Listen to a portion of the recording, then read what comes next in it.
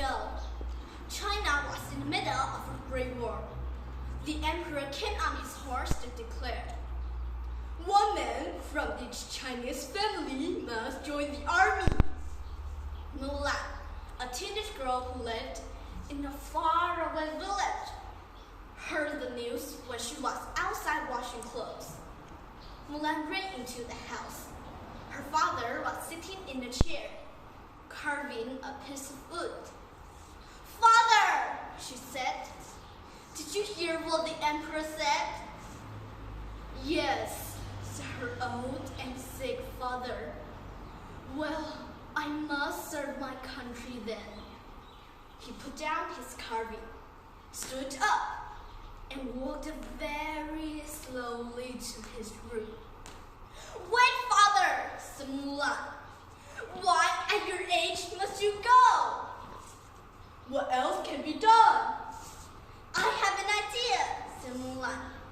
She poured her father a cup of tea and handed it to him. "I'll be right back." Mulan went into her room. With her sword, she cut off her long black hair. She put on her father's robe. Going back to her father, Mulan said, "Look at me. I'm your son now. I'll go in your place. I'll do my part for China." "No," said the old man. "You cannot do this." "Father, listen, please," said Mulan.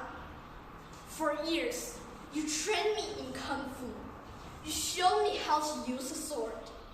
Mulan swung the sword back and forth with might. "No one will find out, father," said Mulan.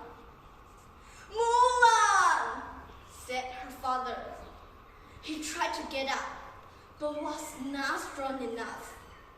Mulan kissed him goodbye. "I love you, father," she said. She climbed on her horse, and off she went to join the emperor's army. In the army, Mulan proved to be a brave soldier.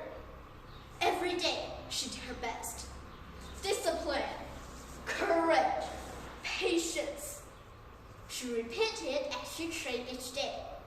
In time, she was put in charge of other soldiers. "Follow my lead," she would call out to them. They respected her greatly. After a few years, Mulan was given the top job as general of the entire army. But during battle one day, suddenly something tragic happened to Mulan. She was fighting with bravery when she was struck in the stomach by the enemy. She looked down at her hands and saw blood.